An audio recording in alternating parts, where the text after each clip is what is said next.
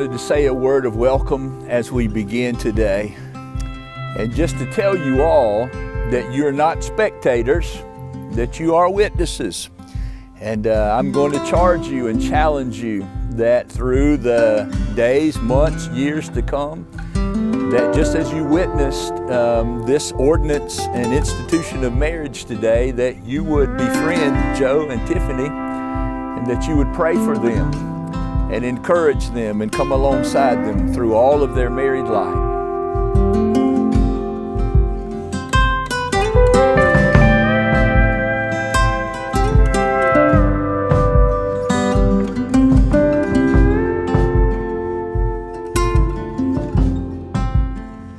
As I often say at weddings, there were many, many weddings that took place on this weekend. Were we to have the vision or could look and see perhaps hundreds, maybe even thousands. So they all have a lot of things in common. They will all have groomsmen, they'll all have bridesmaids, they'll have ring bearers, and they'll have flower girls, and they'll have family and friends gathered, they'll have food, and they'll have a minister. But there's one thing that your wedding has that no other wedding will have. There's one way that your wedding is unique above all others. And that's what I want to point out, and I want you to remember for the rest of your lives. I want you to remember, just as we just read, that God has brought this woman to be your wife, Joe. It's not a happenstance. It's just not something that was happened out of the blue, but I believe God, by perfect, unique design, has brought. She is God's gift to you. And so you would just always want to honor and cherish God's gift.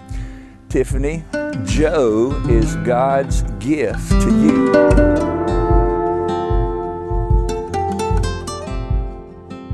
You look pretty. Love you. Love you too. I ain't ready though. 30 years. I know. It's gonna be a big difference, big change. You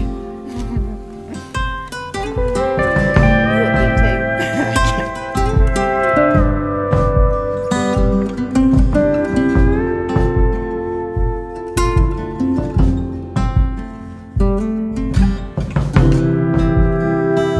too. Hey baby. Hey. You look so good. Thank you. You do too.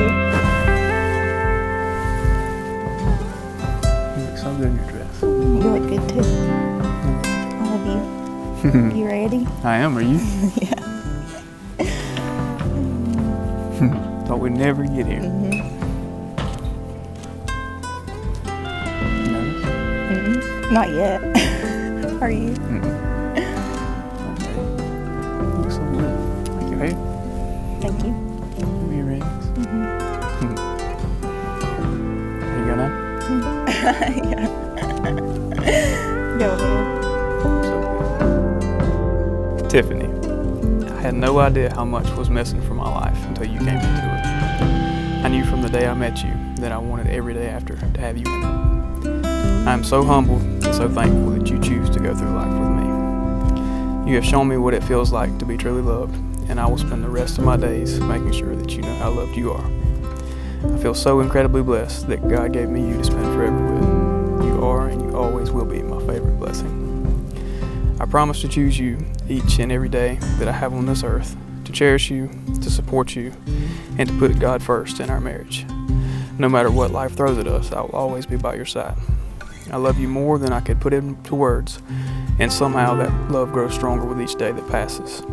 No amount of time with you will ever be long enough, but from today forward, all of my days will be spent with you. I love you. Joe, we made it. It's crazy to think that a year ago we didn't even know each other, and here we are today on our wedding day. Our story began only 10 months ago, but I know that God was writing our story long before that. I know our union is from the Lord. I prayed specific prayers for you long before I knew you. The Lord surely exceeded my expectations. I am truly blessed and humbled that God gave me you to experience a lifetime in marriage. Saying yes to you was the easiest decision I've ever made. You are truly one of a kind. You love me so well. I have never felt so loved and cherished. You are my best friend. You are my shelter, my one true love. I know it was probably hard for you to trust someone with your heart, but thank you for giving it to me and trusting me with it. I promise to always protect it and cherish you. I know we will have bad days, and I know we will both make mistakes, but I promise to strive to love you with a Christ-like love unconditionally with every day. I promise to spend the rest of my life showing you that I do today and always, no matter what. I'm so excited for life with you. I love you always. Love your soon-to-be wife.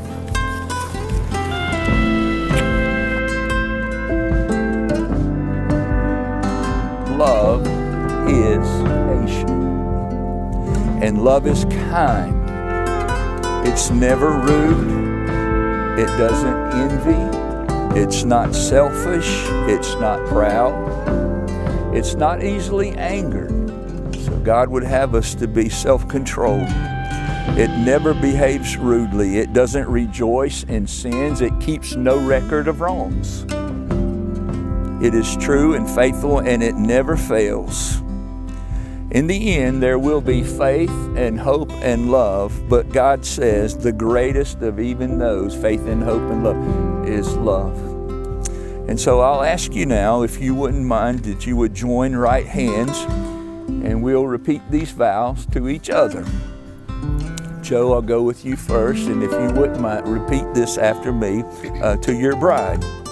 I, Joe, take thee, Tiffany, to be my wife of covenant, to have and to hold, from this day forward, for better or worse, for richer or poorer, in sickness and in health, to love her, and to cherish her, till death do us part, and forsaking all others, I pledge to you my faithfulness, according to God's holy word. Tiffany, if you would, repeat and make your vows to Joe.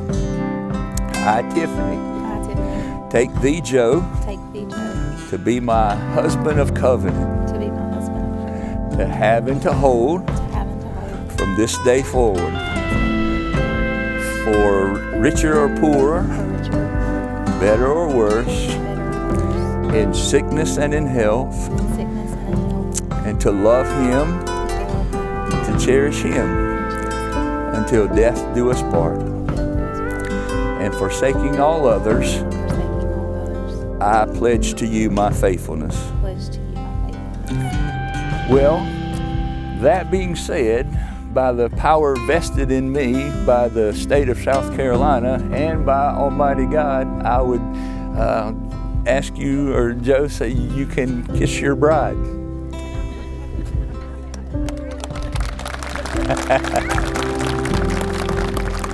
And I present to you Mr. and Mrs. Joe Adams.